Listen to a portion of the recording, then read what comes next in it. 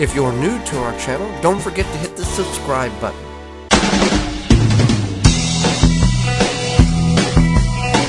Now back to the Wisconsin Vegetable Garden Radio Show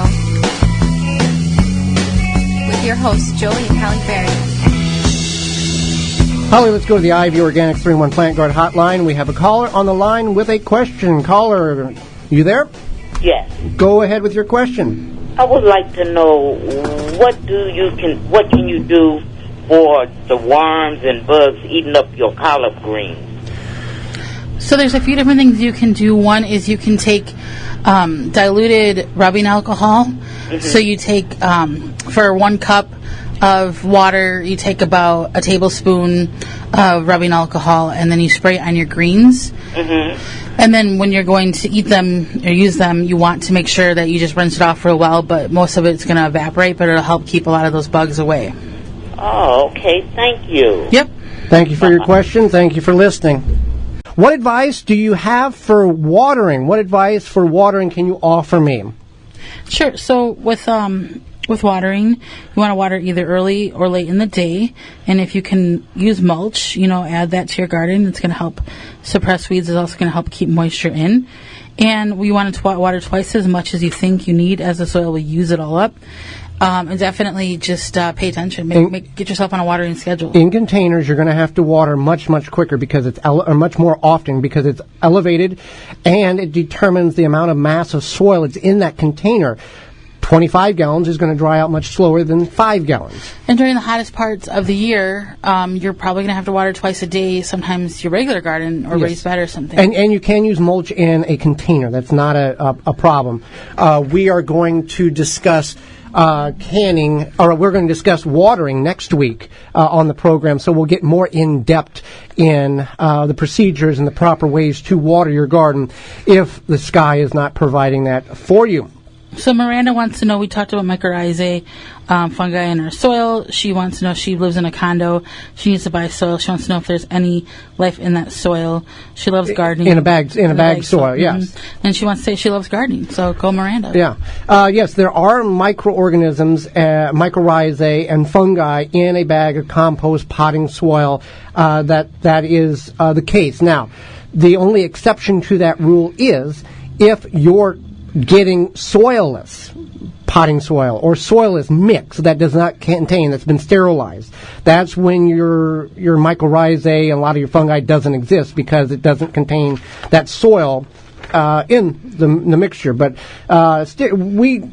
when we do containers, we use 100% compost. You can use a Dr. Earth potting mix that contains the beneficial nutrients and recommendations for that.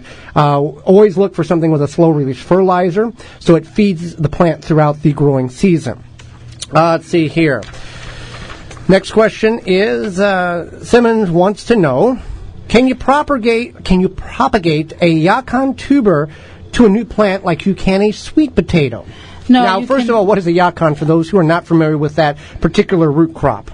Sure. So yacon is a root crop from South America, also known as a yucca. And it's just basically a less starchy potato. It's a root crop. It's fun to grow. We can grow them here in Zone 5. You can grow them a lot of places. So you cannot propagate the yacon tuber, but you can propagate the rhizome, and the rhizome is basically at the top of that tuber. So it's not the part; it's the part that sits like kind of level to the soil. It looks like little marbles. That's purple, and you want to save that in sand over the winter months in climates such as the upper portions of the United States.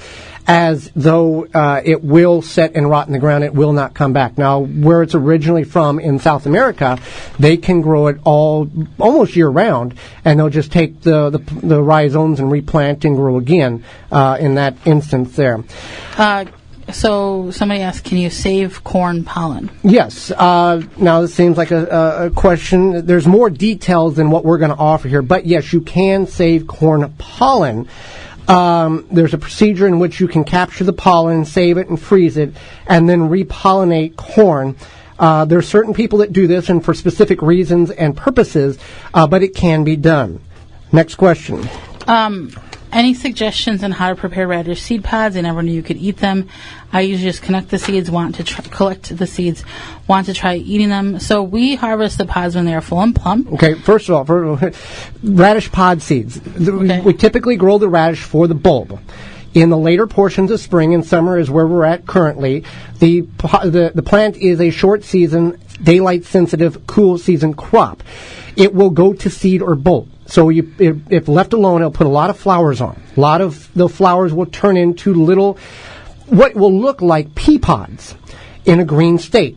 So you can harvest those pea pods and eat them, and they are actually have the same flavor. In some instances, not the same amount of heat that the bulb would necessarily contain. So you can let your radishes go to seed and eat the pods, and you get like a second crop of them. You can leave them alone, they'll dry, and you can save the seeds inside of those pods. There are people who choose to prepare the pods by pickling them in a refrigerator state of canning. You can also just eat them as well. You can saute them as in combination with an Asian dish type of making. You can just saute them as is, too, with some butter and garlic, whatever. So there's lots of things you can do with them. Get creative.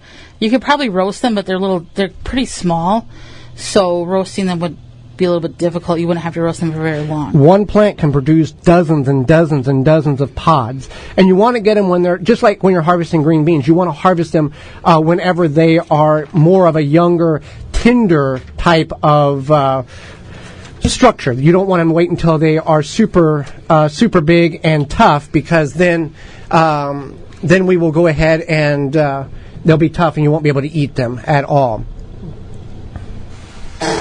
I've noticed a few holes on my Brussels sprout leaves that I need to take care of. I have a batch of fruit tree spray I mixed up earlier for my apple trees. Can I use that fruit tree spray on the vegetables? The label says good for apples, fruit trees, and strawberries. It doesn't say anything about vegetables. Well, the short answer is, the safe answer is no, you cannot interchange those two. Typically, the spray for trees have a different property and different structure for those particular insects that are not good for the vegetation for vegetables. If it doesn't say it is good for vegetables, you shouldn't use it for vegetables. You want to read the label very closely to find out if they are interchangeable, but most times they are not. Jesse would like to know, is it too late to plant pole beans? I'm in Green Bay, Wisconsin. I forgot that I had bought some from M.I. Gardner. Love them. Also love your radio show and podcast. Well, thank you for that, Jessica. It's based on where you live, and since we have listeners all over the country. Pole beans take 70 to 80 days to reach maturity before they produce, and will produce till frost. Bush beans will take 40 to 60 days to reach maturity and will produce for 2 to 3 weeks, and their life cycle is over. So it depends on where you live, what is applicable for your particular area.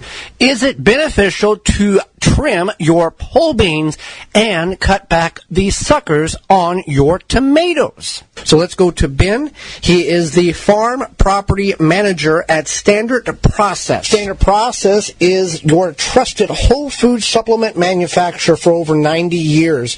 To help identify the best supplements for you, find your local healthcare professional today. Go to standardprocess.com/patient. Hi, this is Ben Bartlett from the Standard Process Organic Farm. Today we have questions about pruning your vegetables. Things like pole beans and tomatoes tend to grow really well in this kind of weather. Should you be pinching back the tops of your pole beans or pinching those suckers off your tomatoes to get more fruit? The real answer is you won't get a lot more fruit, but you could have a healthier plant in the long run. The other reason to pinch suckers off of tomatoes or pinch the top of those pole beans off after they've set fruit and you're getting towards the end of the season is it will really help those plants mature the fruit that they have, because they're putting less energy into foliage growth late in the year, and they're going to put more energy into maturing that fruit that you have. So there's a couple reasons to do it. It won't necessarily lead directly to more fruit, but it may lead to better fruit in the long run. For more information, please visit thewisconsinvegetablegardener.com.